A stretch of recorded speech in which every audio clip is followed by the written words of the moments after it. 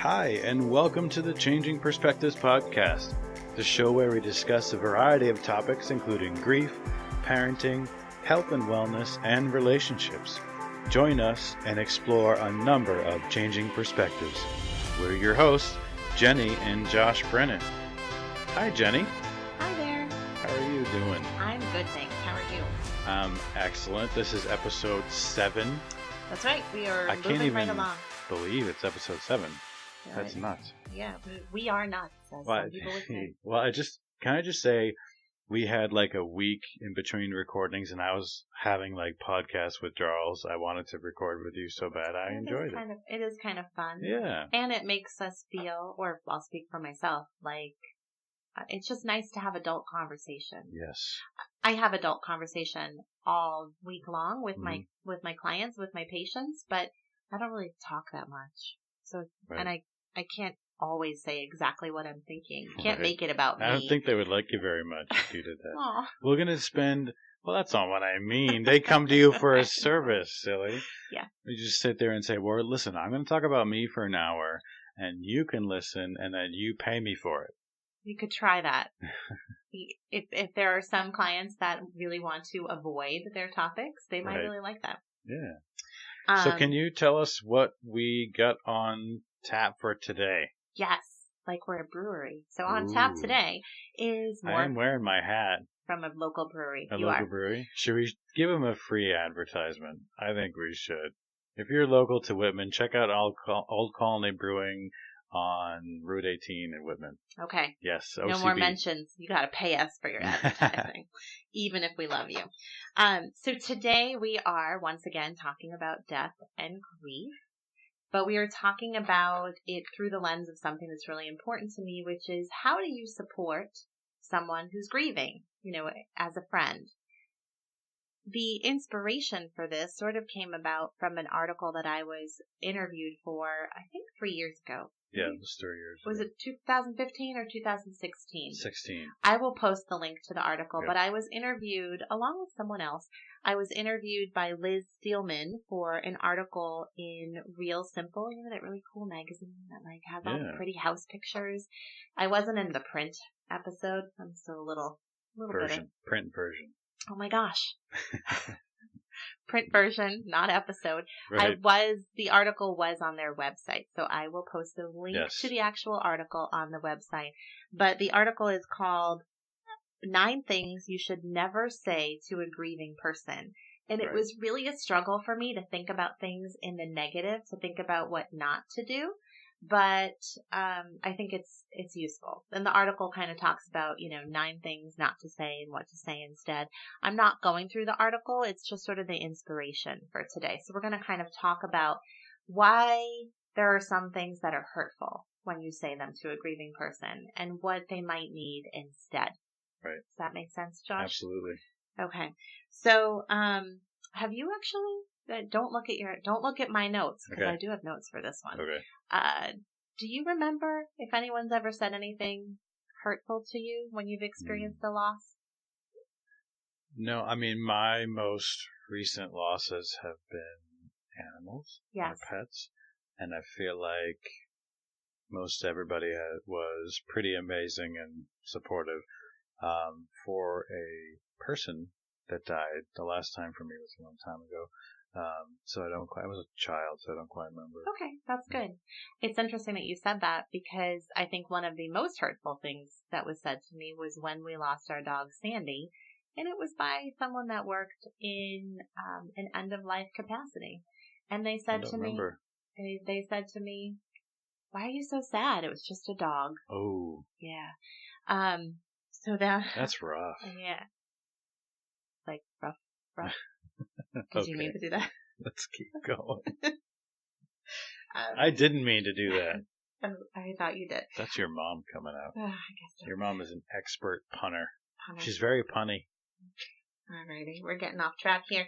Yep. So that was a hurtful message because it minimized my loss. And so essentially when we look at things people say that wind up being hurtful to someone that's grieving, they really tend to fall into sort of 3 buckets of kind of hurt.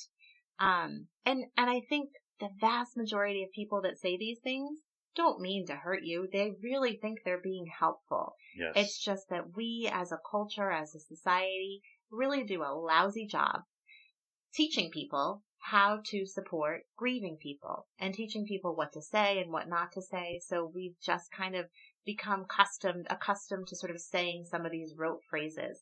So clusters of sort of unhelpful messages either can be something that kind of minimizes the loss, and I'll go back through and talk about all of these. So something that minimizes the loss, something that encourages you either not to feel grief, or to at least grieve the right way. Kind of, don't make me uncomfortable with your sadness over there. Mm. And then statements that encourage people to essentially get over it and get back to living. So let's look at the first cluster first. Josh, you look like you're thinking. Are you just thinking? I'm just thinking. I'm writing some stuff down because I have some questions. Okay. He's probably going to try to catch me off guard because I threw some last-minute questions at him on episode 6. Yeah. Little pitfalls and detours. Hey, surprise. Sorry, I'm thinking in the moment here. So bring it if you've got stuff. Okay. So these are some examples, and these are examples that came from our listeners. So I put out sort of a call to action from our listeners and our followers on social media about things that have been really hurtful that have been said to you. So these are some of those that have kind of been curated from our listeners. I'm pausing because I keep on wanting to call them viewers. Just owning that. They are in a better place now. We could have a t-shirt that says, I'm a Changing Perspectives viewer. Okay. Just lean into that. Focus. Let's focus. So under the bucket of statements that minimize someone's loss, they are in a better place now. Yeah, that's not good. Show of hands out there. How many of you have heard that said to you after a loss? I'm raising my hand. You're raising your hand. I'm raising mine. Yeah. If you're driving, only raise one hand. Keep one hand on the wheel. Or raise them together really quick. Put your hands down. How many of you out there have said that to someone? I'm also raising my hand. Yeah, I think I did too. I believe I said this at the wake we were at last week. For my family member. Oh. Yeah, because she was, Well, what do we really mean by that, right? The better place would be still alive and still with us. Exactly. That's the better place, That's the right? better place. And that's the exact reason why this kind of minimizes the loss. Because it's basically saying, like, well, it's not a big deal. Like, it's better that she's gone now. But what are we really saying? We're saying, I think for you the other day, she's not suffering anymore. Right. There's a difference between going on to a better place and not having to suffer. Right. And I think I said both at some point during the course of the 3 hours, but it's one of those things. Look, I work in the profession. I've been interviewed for articles. I've written articles.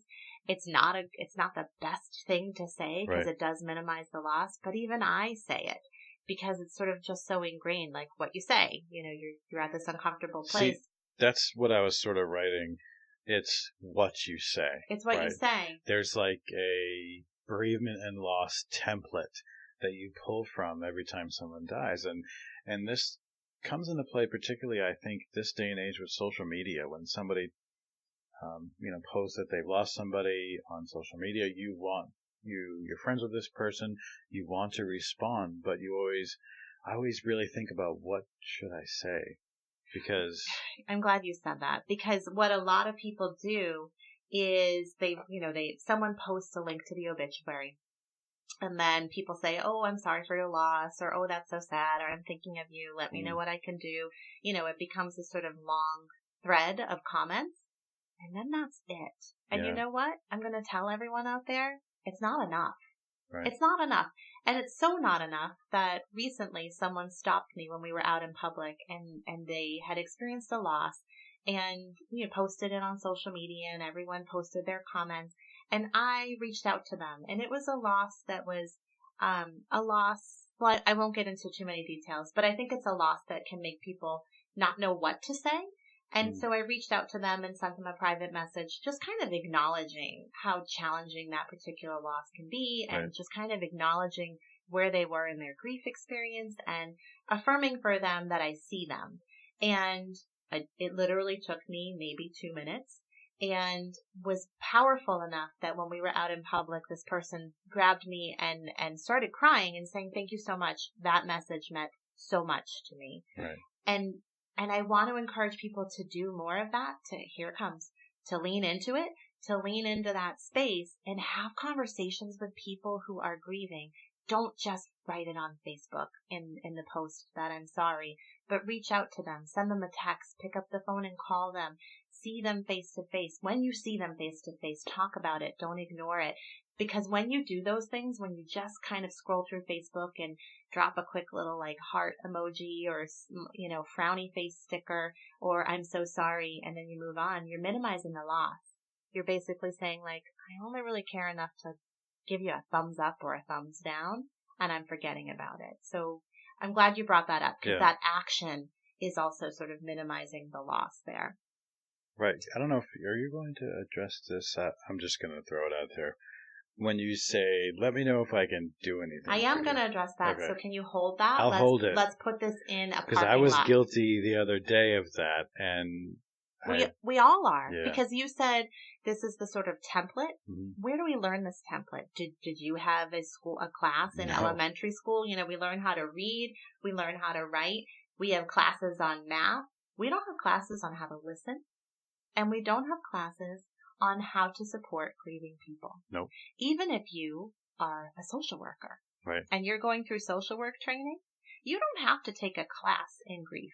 It's interesting. Your school might not even offer one.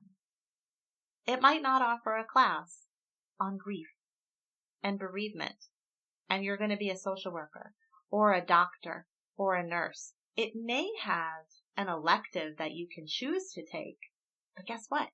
I never took one.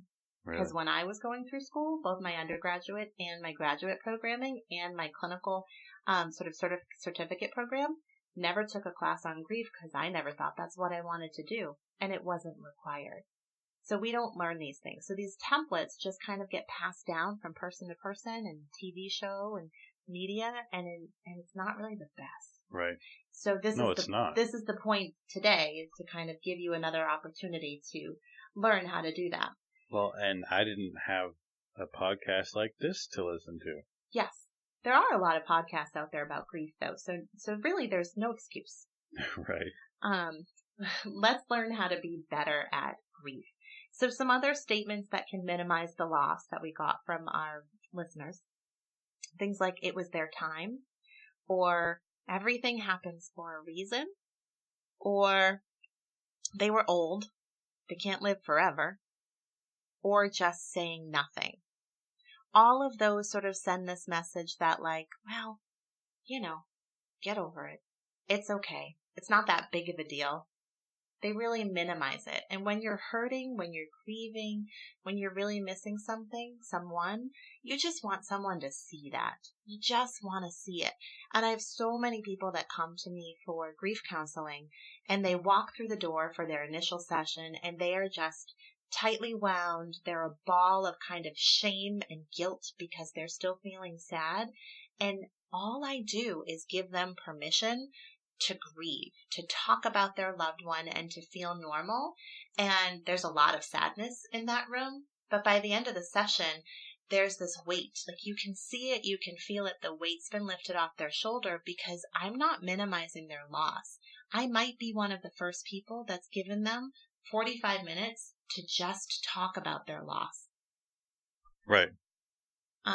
So that minimizing the loss can be really hurtful. The other kind of bucket here is statements that encourage the bereaved or the grieving individuals to not feel, or to at least grieve the right way. And this is a big one for me. It's be strong. I really, really dislike this. Be strong. Because that sends the message to people. Well, what is the message that it sends? If you cry, you're weak, right? Like, what's the opposite? If I'm not being strong, you're being weak. Am I being weak? And what does it mean to be strong? Does that mean don't cry? Does that mean don't be sad? What does that mean? Really, the kind of message behind it is suck it up, buttercup. Mm-hmm. Get over it. Don't cry. Don't make me uncomfortable. I know that's not the intent. Nobody that says that is intending to send that message. But that's the message that is sent. Right. That's the message that you receive when someone says to you, be strong. Particularly, not challenging is not the right word. Particularly worrisome when it's said to a child. Yeah. We as a society often say it to adolescent males who have lost someone in their family, especially a parent figure, to be strong. And that is so detrimental to them because it's really important that we send a message to our children that that it's okay for them to grieve.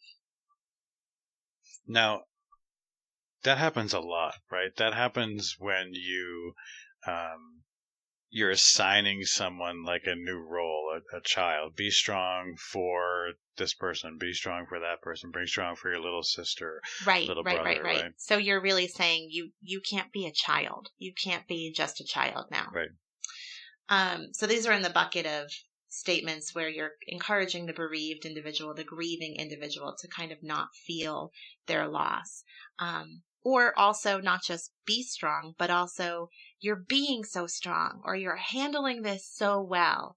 So what does that mean? Does that mean if I'm standing at the supermarket and you've come up to me and I'm not crying and you say to me, wow, you're handling this so well. What does that mean? It kind of qualifies grief, that there's a good way and a bad way to grieve. If I'm handling it so well, that means that there's a bad way to grieve.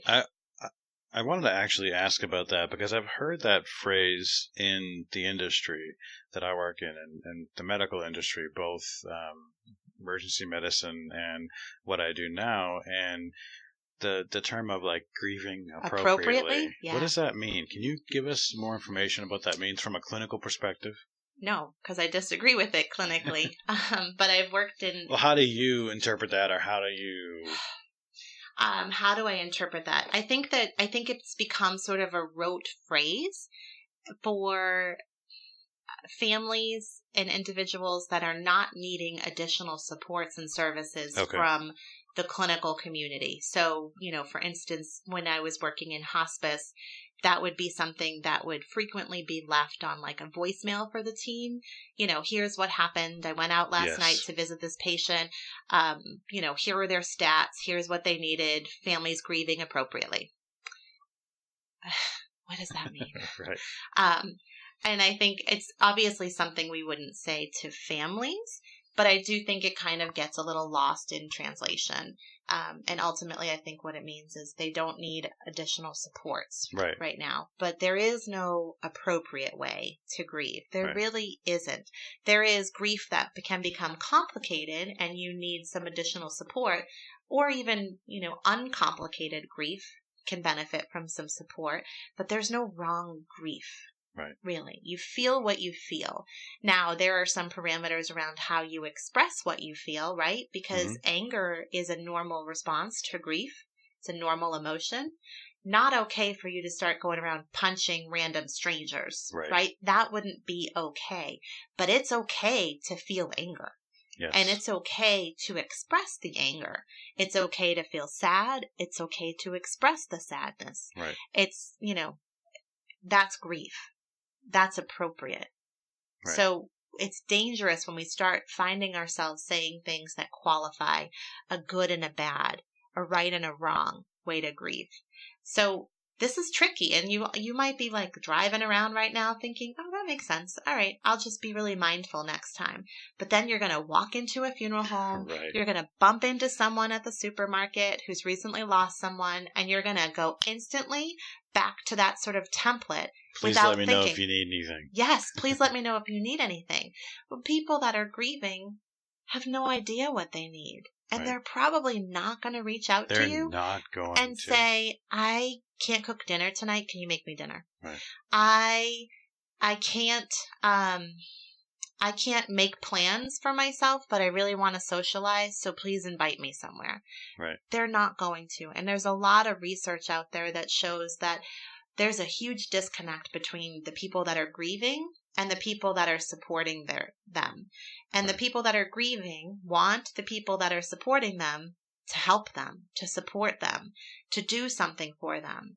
And the people that are the support system want to know what is needed. Right. So they're waiting for the grievers to tell them what they need, and the grievers are waiting for their support system to give them what they need. There's a little bit of mind reading that each side is anticipating, and it just doesn't work that way. So you've got to, both sides, both the griever and the support system, really kind of have to open up. What do you think? So this is the moment where I lean into it and make you get real for a second, because what do you think? Aren't they always real? Well, yeah, okay. I don't know. That's just the way I chose to present it. Okay. But what do you think the percentage is of people that actually truly mean it when they say, please let me know if I can do anything for you? Oh, I think it's the vast majority. Yeah, you're surprised by that response. I am. I think when people say, let me know if you need anything, they truly mean it. If the grieving individual picked up the phone and called and asked them for something and said, you know how you said, if I needed anything to let you know, I'm letting you know. Right. I think most people... That would never happen, though. It would never. It probably would never happen. That's asking a lot of the grieving person. Right. And if you listened to our last episode, we kind of talked about brains a little bit, and sort of brain stems and sort of frontal lobe and higher level brain thinking. When you're grieving, you have grief brain. Grief brain is a real thing that happens where basically you're just trying to survive. And so you forget things really easily. Your focus can be off, and you just don't have that ability to tap into the higher level thinking and advanced kind of notice that you might need from someone. So you're just not able to sort of access that. You're not able to reach out to folks. Exactly. And I think, I guess I have a little bit of a pessimistic view on that, but I feel like, do people actually mean that? I feel like people maybe don't all the time. Well, that's really sad. But that is, I think, your view of the just world. My gut reaction. So you think people say that and think like, but please don't ask me. Kind of. Maybe from a comfort standpoint. Right. Because people are uncomfortable with grief.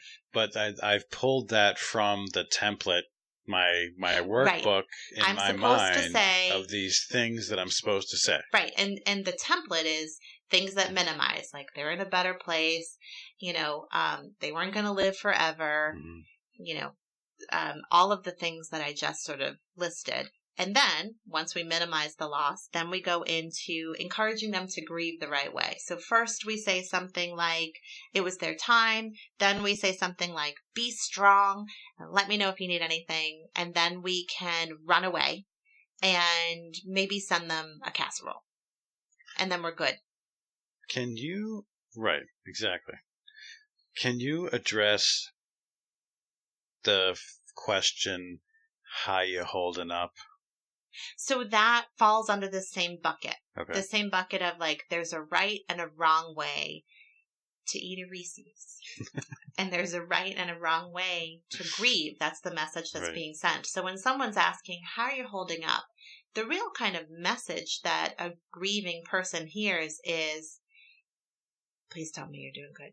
Yeah. Because I'm not ready. I'm not ready for you to say I'm no. okay. Or we're fine. It's like when we go to the supermarket or Target, because that's where I live. Right. We go to Target and the cashier says, how you doing today?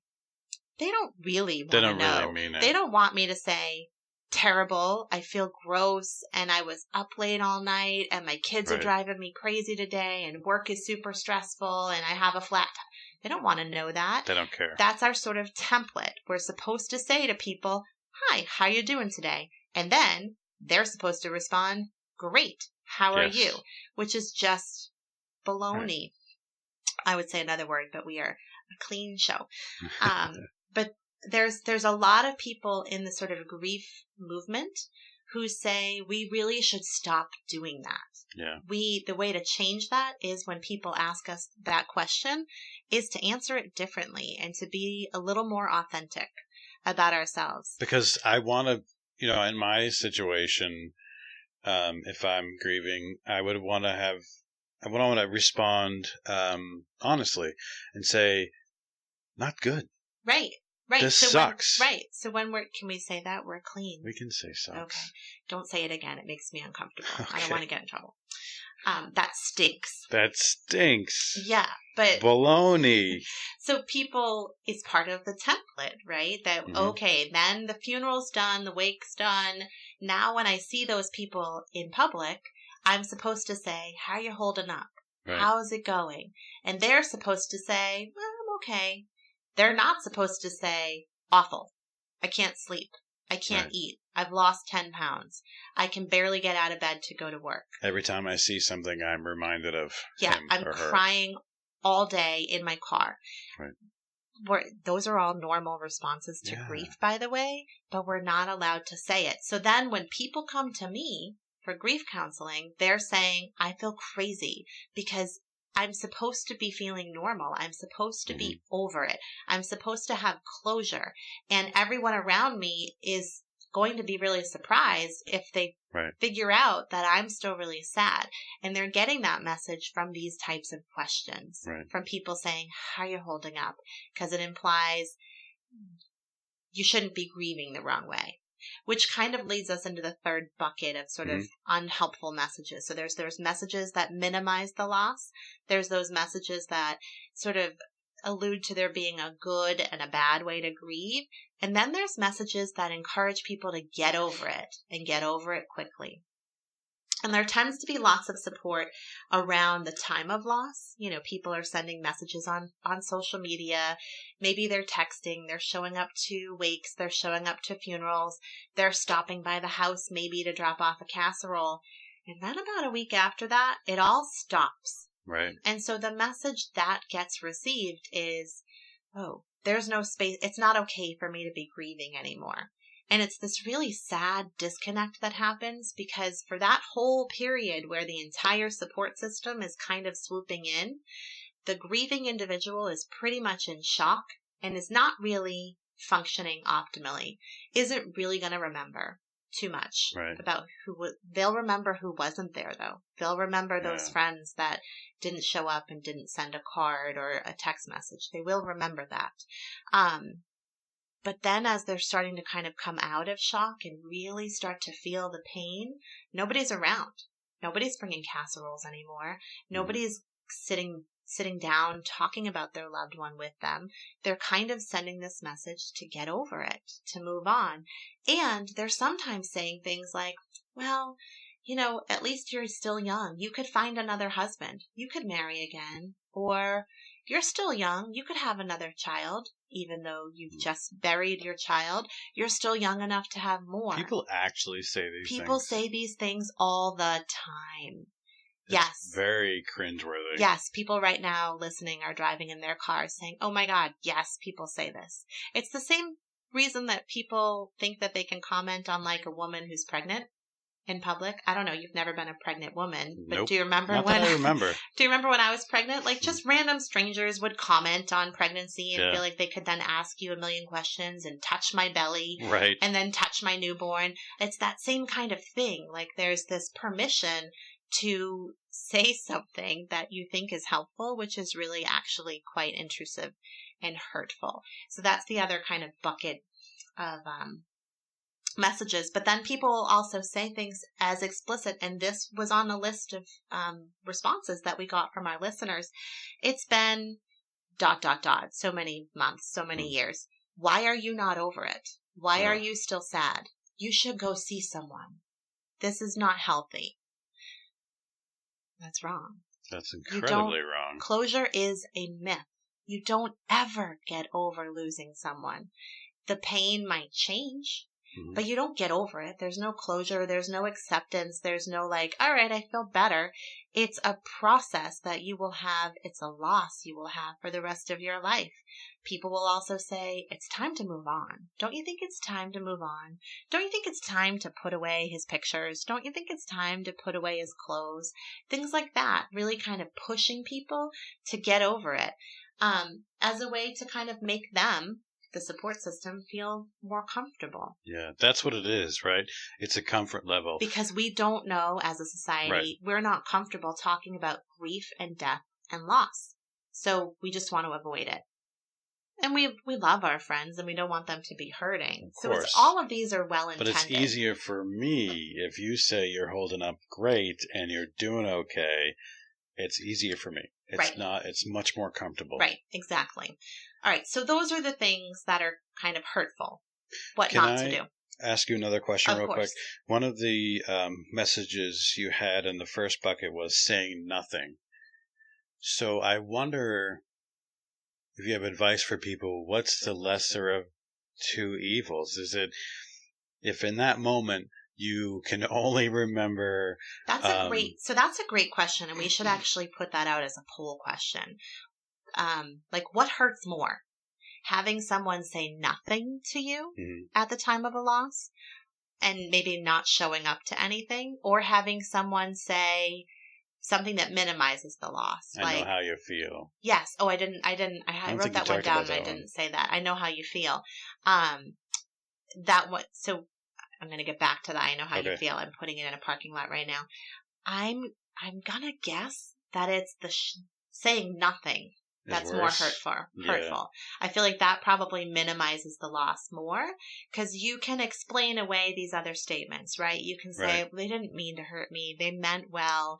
This is something people say at funerals, at wakes. At least they said something. At least they said something. At least they acknowledged it. It's the people that say nothing and, that just post on the Facebook page. And that's it. Maybe post in a group message, but don't ever reach out to you individually. Don't talk about it face to face. Like, those are the ones I would propose that are more hurtful. Well, and the old phrase, if you don't have anything nice to say, don't say anything at all. That really doesn't apply to a grieving situation. What your point is, even if you don't quite remember the right thing to say versus the wrong thing to say, and you don't want to minimize their loss, but you should say something. Right. You can show up. Right. And you can say, I'm here for you. I love you. I just want to give you a hug. Or I'm going to sit here with you for a little bit and you can kick me out when you want me to leave, but I just want you to know I'm here. Right? Do you hear the support there? There's no judgment. There's no minimizing it. There's no encouraging you to move on. There's no pushing you to get over it. It's just showing up and seeing the person. And you can do that. You can do that walking into a wake, walking into a funeral. You just probably have to practice, or like what's going to happen when I'm in the awkward moment, moving through the line, hugging total strangers that are connected to this deceased person. You have no idea who what they am I are. going to say? Well, maybe you say, I'm Josh's friend from work, and I want to be here to support him and the family. And that's it. And give a hug. It's kind of a little bit of a habit we have to break. Don't say these things. Say something. But it doesn't have to be profound. Really, the intent just behind it has to be, I see you and I care about you. Right. And I'm not gonna run. I've showed up and I'm here. And then I think what's important is that people stay here. So let's talk about what people actually need. Oh, wait, I put something in the parking lot. Can you address that? Yeah. I know how you feel. I know how you feel. So that's a statement that's so well intended, right? It's supposed to convey this like, I got you, I've been there. But the truth is, you don't. You don't know how anyone feels. Even if you are 39 years old and you've lost your twin sibling at the same time, you lost a twin when you were 39 and your best friend just lost their twin sibling and they're 39. You could say like, we're pretty much the same, but you don't know how people feel. And so when you say that kind of qualifies people's grief and starts to compare grief. And there's absolutely no reason to compare grief with anybody. You don't know how anyone feels. And when you say that, you're minimizing how they actually feel because you're not giving them a chance to tell you how they feel, how they're experiencing the loss. Everyone's loss is unique. Even if it's the same loss, even if it's the same individual that's died, the same type of relationship. Right, same decedent. Right. You can have families they're all at the wake, they're all at the funeral, they've lost the same person, and they all can be experiencing that in very different ways. Nobody knows how the other is feeling. So I know you're going to dive into what to do instead. Right.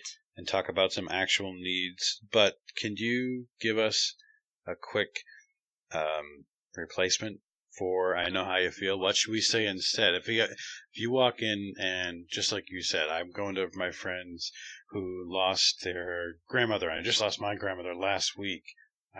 I think I know how they feel, but what do I say instead of that? What's your instinct? Like I always tell my clients, my patients, that I think our gut instinct, if we stop kind of listening to our head and start really kind of leaning into our gut and kind of listening that way, I think so often we're right. So if you stop kind of thinking about it, what's your gut say? See what I did there? I put the question back on you. I teach you that in teaching MSW 101. School. Yeah. I don't know. My gut is to, I guess, think about how I felt and maybe try to address that in some way. I'm somebody who I wouldn't say I know how you feel. It doesn't. I understand that that's not part of your template. It's not part of my template, okay. No. So I guess I would try to pull out from my own experiences, memory, how I felt, and maybe try to address that some way. I don't know. So something like,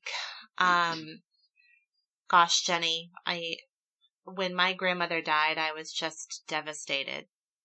Mm-hmm. How are you feeling? But right. If you ask that, how are you feeling? You have to genuinely be prepared for the answer. Yes. Like, no, really, how are you feeling? What's going on with you? Where are you at right now? Right. And then just hearing that and holding that. Mm-hmm. You could try that. Yeah. Really the intent should be about it. You're creating space with whatever you're saying or whatever you're asking. You're creating space for real, authentic expression, for that person to express how they're feeling without fear of being judged. Yes.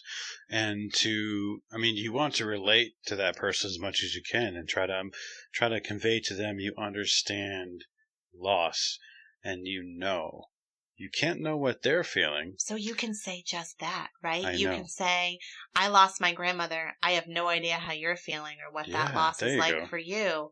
For me, I was really, like I couldn't get out of bed. What's it been like for you? Mm-hmm. And I think that's a much more real, authentic exchange than how you doing. Right. Right. Or even just, depending on how close you are to the person, I can imagine just looking at them, squeezing their hand and just saying, I know. Well, right? I guess that's better than I know how you feel. But the other part of it is, too, you don't want to dive into this big, long story about yourself and your loss. For sure. That's what you definitely don't want to do. Right, and because that minimizes it, right? It says, we're not going to talk about your loss, we're going to talk about mine right now. And people do that because we don't give permission for people that have lost someone to talk about their loss. And then when the door kind of gets opened, there's another loss. You're there to provide support to someone else who's lost someone. Then it's like, oh, I have permission. I can finally talk about my loved one. And that's what people who have lost someone, they want to talk about their loved one. I want to talk about that for a second because that ties a lot into donation. And our last episode when we talk about the opportunity that families have for their loved ones to be donors, we talk a lot about tell us about your mother or your husband.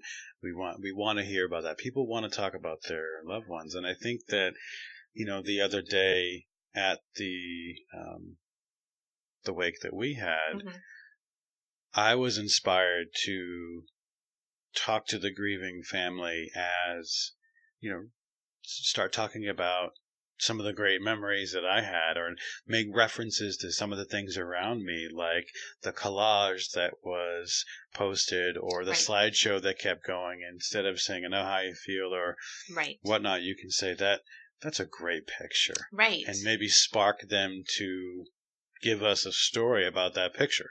Right. Which is why those processes, the wakes and the funerals, can be so important, because they're supposed to be an opportunity for the loved ones to share in their grief and to share in their memories of that person too. So that's a wonderful thing to do. All right. So what do people who are grieving actually need? Yes, this is good. I like this. Go ahead. Oh, thanks. I read it. I have the privilege of reading it ahead of time, so let everybody know. Yeah, you're like derailing me too. Sorry. You're like that student that I might need to tell you to simmer down a little bit. Okay. All right. So actual needs. So we talked about how those statements of sort of unhelpful messages kind of fall into 3 buckets. There's really kind of 5 buckets of things that people who are grieving need. And they're really simple, and there's no quiz on this after. They need, in no particular order, rest. So they still need to sleep and take breaks, which can actually be really hard for some people who are grieving. They need exercise. I don't mean they need to go do like a Zumba class or a step aerobics class. They might, if that is part of their self-care routine regularly, they kind of might need that, but they need to kind of get up and at least move around a little bit, go for a walk. They need hydration. So they need to drink water. And they need nutrition. They need to eat. And why are those 4 things important? Because they're 4 things that, because sort of the front of their brain's not working, they're grieving, they're just trying to survive. They're so often not feeling hungry, not feeling thirsty, not feeling motivated to get up and walk around. And they're so kind of in the moment that either they're sleeping a lot or they're not sleeping enough. You know, because they're kind of so, their brain, their thoughts are kind of moving so rapidly. Those are kind of basic human needs. Basic human needs, but they're not the needs that we address, right? We do address casseroles. Casseroles are big. People bring food. So we're addressing the nutrition piece. And hospitals have gotten really good, and nursing homes have gotten really good when someone's actively dying or is very close to the end of their life, they will bring like a hospitality cart for the family with water and coffee and like cookies and some fruit.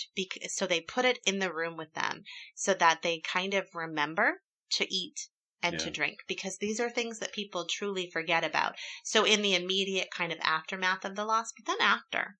I don't think I knew that, actually. These are things that are still important. You didn't know that about the hospitals? Yeah, no, it's really nice.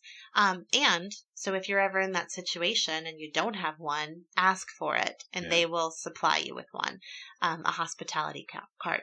And then the fifth... Will they bring like a prime rib or something? No. Okay. At least not here in Massachusetts. Maybe somewhere else. And then the other category of what people need is they need social support. They need support from their friends. But what happens is their friends scatter and feel like, and I'm talking now kind of specifically after the wake and the funeral and all of that. Friends tend to think, I don't want to bring up the loss. I don't want to remind them that their dad just died. So I'm not going to ask about him. I'm going to pretend like it didn't happen. Yeah. And so that sends the message to people that like, oh, I should be over this loss. This is not a place where I can talk about how I'm feeling, not a place where I can talk about my person. I don't think I'm going to go out with my girlfriends tonight, because what if a song comes on the radio that reminds me of my loved one and I start crying and I make everyone uncomfortable. Yeah. So I'm just going to stay away. So this social support, even though it seems pretty basic, is something I think people really fail at the most. Is not actually being there for their friend who's suffering, because they think they'll call me when they need me. Yeah. But you're really sending the message to not call you. Well, this reminds me of the story we told on episode 3 when one of our dogs died, Luna. Right. And we were, we didn't have a choice. We were dragged out and to hang out with our friends socially. And in that moment, for that loss, our friends met that need for us. They forced us to have that social support and be there, and when we maybe didn't want to right away, and that social support was great. So, being there for your folks, that your acquaintances that have experienced this loss, don't be afraid to reach out and make them, because like you just said, people aren't going to ask for that. Yeah, I would advise against people dragging their friends out, kicking and screaming. So that wasn't exactly how it went. No, we definitely wanted to. Yes. But there are some people whose social support is not going out with their friends or going to a friend's house. It might be having one person come and just sit in their living room with them and not talk, but you both just kind of read books, kind of together, so you're not alone. So it's really kind of meeting their social support needs. And how do you figure that out? Well, you ask them, you have conversations, and you talk about the person. So what are some specific kind of ways to meet those kind of buckets of needs? Well, so this is your what to do instead. This is my kind of what to do instead. Okay. One is do something specific. Especially at the time of death. It's really helpful to have a friend at the time of death who says to you, listen, I know your kids still have soccer and baseball. I'm going to get them to and from all of their practices this week. Don't worry about it. There's a specific help, right? Versus I'm going to tell Jenni if she needs any help to let me know. So I've been waiting for this one because I was guilty of saying, let me know what you need last week at the wake we were at. And I sort of didn't realize it until I started reading some of the prep for today's episode and felt kind of guilty. I'm like, oh no, I should have said specifically, hey, can I do this for you specifically? Or even, I want to do, I'm going to do this for you. Yeah. Right? Because there's this pressure to, it's sort of like the, how are you doing? There's this pressure if someone says, can I do something for you? To say no, right? Yeah. But if you really want to do it and you really want to help them, then if you phrase it as, I'm going to, it's going to be harder for them to turn it down. You still have to respect them if they're like, no, absolutely not. I'll do it, like, no, I don't want you doing my laundry. But thinking about doing something specific. I'm going to cover your meals on Friday and Saturday of this week. Don't worry about that. I'm going to come pick up your laundry. I hired a cleaning person to come in your house the next, 3 months every Monday or something. Yeah. I want a friend like that. The second one is respect how they grieve. So this kind of goes to your point before. Some people are kind of extroverted. Some people are introverted. And some people, when we've gone through loss, really want to be with other people. And some people don't. Really kind of respect their personal preference, while at the same time really encouraging them to continue socializing. Don't shy away. Don't stop showing up. Does that make sense? Absolutely. Excuse me. We need a cough button. That's next level. Sorry. Number 3, help in practical ways, especially during the funeral and the wake. What does that mean? So that means, a couple of examples. So think about with the wake that we went to last week, we had an escape plan for our children, right? There were 2 people lined up to practically help us with our children. So you could do that for your friends. You could say, listen, if your kids are going, I'm happy to take them there or take them home. I'm happy to run them to practice. I'm happy to cook meals for you. I'm happy to do sort of XYZ that you have responsibilities for. Right. It's really important during the funeral and wake process because they're just not able to kind of think about that stuff. And you can use maybe a past experience to suggest something that they probably never even thought of that they might need help in, right? Yeah, maybe. Like, I'll go shopping with you when you take your kids shopping or I'll drive or something. You know your friends. This is where it's helpful to kind of take a few minutes and really think about it. Right. Also, be there after the funeral. I think this is where we fail. We fail the most. We move along. We really try to not bring it up. We try to not remind our friends of their loss. And so what it looks like is we disappear. We're not there. And a lot of folks that come to me, this is what they struggle with a lot, is that, I'm so disappointed in and hurt by some of my friends because they disappeared. They stopped inviting me out. They stopped calling. They stopped texting. They stopped talking to me. And it's not because they didn't like them anymore. It's probably because they were uncomfortable and they were thinking, I don't want to invite them out to this birthday party for my husband. Right. They just lost their husband. They probably don't want to be here. They probably don't want to be here. They're probably better off at home. They'll reach out to me when they're ready. Yeah. And what a lot of the research shows is that people's friend circles after a significant loss really get shifted. And so the sort of inner circle, folks that used to be really close to the person, folks that the person before the loss would have thought, they're always going to be in my corner, actually kind of get shifted to some sort of outside circle because they didn't show up. They stopped being there. And they didn't do it maliciously. They did it because they thought it was the right thing to do, but it's hurtful for the grieving person. And they have people that have been sort of on the outskirts of their friend circle that showed up, that kind of knew what to do. And so now they've become part of their kind of core circle. So loss can really shift friend structure, and that can be a secondary loss for some people.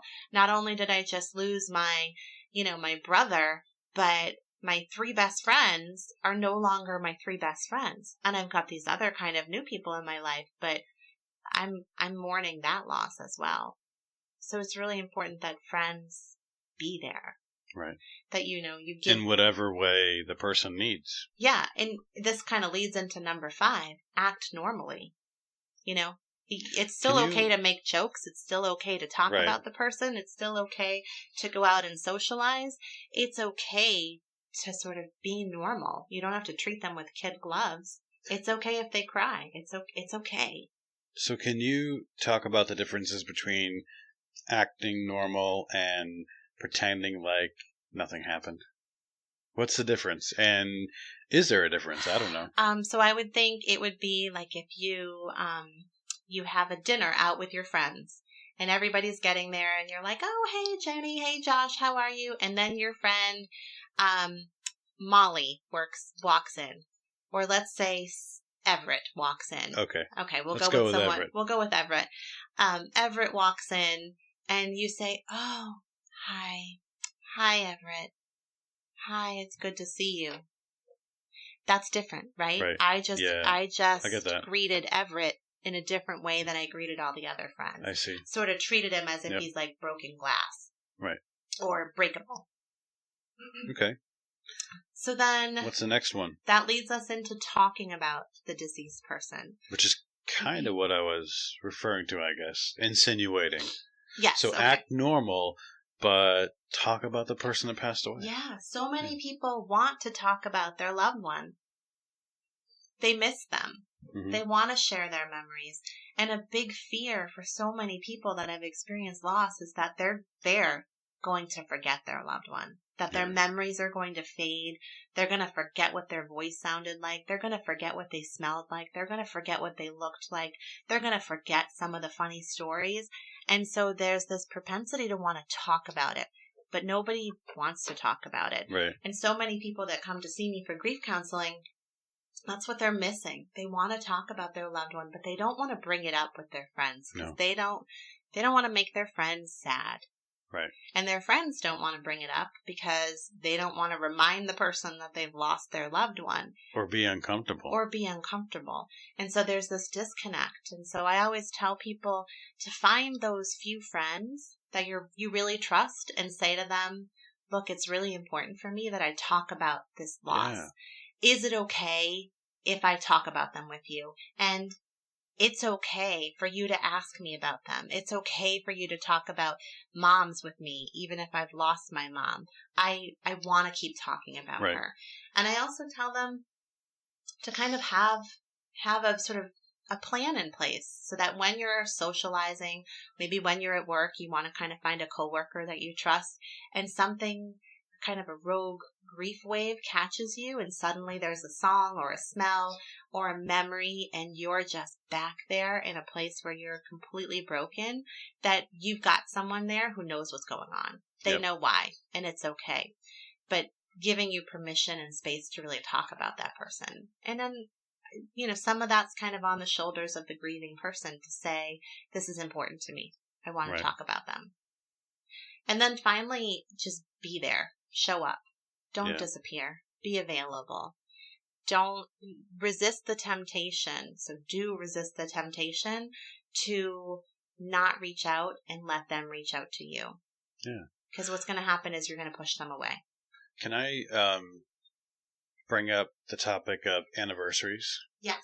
Because I think that is something that it's easy to forget what it means for someone on the anniversary of a death. Not just anniversary of a death, but anniversary of, so their birthday. So the birthday of the loved one, the birthday of the grieving individual, anniversaries of their death.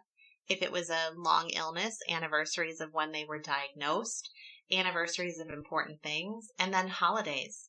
Any holiday. Yeah. So there's lots of these sort of touch points throughout a year where the loss kind of gets triggered over and over again. And guess what? It's like they're back there. It's like they're back there in the first days of learning their loved one has died. And that grief is thick and it's real and it's raw. And I think that's an important point for people to remember is that these dates can be really powerful for folks and they need support all over again. And don't be afraid to address those days. Right. And when you see somebody, acknowledge them and say, hey, man, I'm thinking about you today. I know it's tough. I know it's a tough day for you. Or if you're out drinking and you're at a bar and you raise a glass and say, hey, here's to your mom, here's to your dad. I know it's a tough day. Right. Right. It really kind of bringing space to that, acknowledging it. But it doesn't have to be this big therapy session. It just could be this quick mention, and that would go so far. Right, because what you're doing is you're opening the door. You know, when you do something like that, you're kind of opening the door to a friend to talk about them, their loved one. Because then the friend could say, like, thanks so much, man. That means a lot that you're bringing them up. I've really been thinking about them a lot this week. It's been a really hard week. You know, work's been really rough for me because of it. Or not. You know, maybe they don't want to talk about it. But you as the friend opened the door a little bit and gave space. And that's really ultimately what the takeaway is to meet your friend who's grieving or your loved one where they're at and be available to meet them where their grief is at and give them what they need, even if it makes you uncomfortable. Yeah. Here it is. You lean into that because that's an amazing gift to give to your loved one who's grieving. They need people to whom and with whom they can really talk about what they're feeling and what they're experiencing in a non-judgmental way. Right. Okay. Did I cover everything? You did. Nice job. I feel like that was kind of, I don't know, we were moving all around there. No, I think that was good. You covered the 3 buckets of unhelpful messages. We talked about what they actually need, someone in grieving, and what to do instead. I think that's really good. Right. So if folks have questions or tips or other unhelpful messages that they've heard, definitely go ahead and engage with us around that. If you are someone who is struggling with grief, know that that is normal.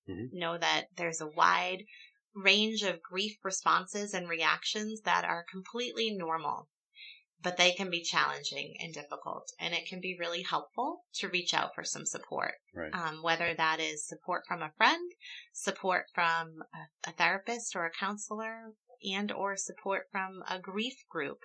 It's okay to reach out for support. It doesn't mean that you're not normal. It doesn't mean that you're broken. It doesn't mean that you're mentally ill. It doesn't mean that you're depressed. It means that you're grieving. And sometimes we all could benefit from having a little bit of extra support. Absolutely. So if you do need some additional support, definitely reach out to your local hospice agency. Can be a good resource because a lot of hospice agencies, even if your loved one was not a hospice patient, hospice agencies are required to provide grief support. Are you giving a little teaser with this? Yes, our next episode. One of our next episodes is about hospice. Coming up. But so the hospice this season on Changing Perspectives, one of the hospices near you may offer some bereavement support in the form of individual counseling and or group counseling. If not, some of your local hospitals offer that. And then there's lots of therapists. I like Psychology Today's website to find a therapist in your area, or you can also go to your provider. And you can also head to my website, changingperspectivesblog.com. there are lots of articles on there about grief and about loss, and there's also a resources page there. You can also get there by going to JenniBrennan.com, JenniBrennan.com. Either way will get you there. Absolutely. Do you have anything else for us today? I think that was it, other than please reach out if you have other questions or sort of topics related to this that you want to further discuss. Perfect. Well, that is going to do it for today. Thank you so much for listening. As Jenni just said, you can learn more on this topic by checking out changingperspectivesblog.com. I think there's also a link to the Real Simple article as well in there, right, Jenni? Is that true? Oh, yes. I will put that in the show notes. Perfect. And that's also on the resources page on my website, but I'll put it in the show notes for folks. Perfect. And as Jenni had just mentioned, this episode was for education and entertainment purposes only. Should you need additional support, please contact your healthcare provider for information and referrals. Please go ahead and follow us on Facebook at Changing Perspectives Podcast and on Instagram at Changing Perspectives Blog. Episodes are now available on YouTube as well, and then a multitude of podcast platforms. You can check out our website at changingperspectivesblog.com. Send us an email at changingperspectives@gmail.com. I'm sorry, that's incorrect. changingpodcast@gmail.com. Go ahead and subscribe to the show so you never miss an episode, and we will see you next time. Lean into it. Say bye, Jenni. Bye, Jenni. The Changing Perspectives podcast is produced, recorded, and edited by Dizzybird Studios, Whitman, Massachusetts. Visit Dizzybird Studios on Facebook, facebook.com/DizzyBirdStudios.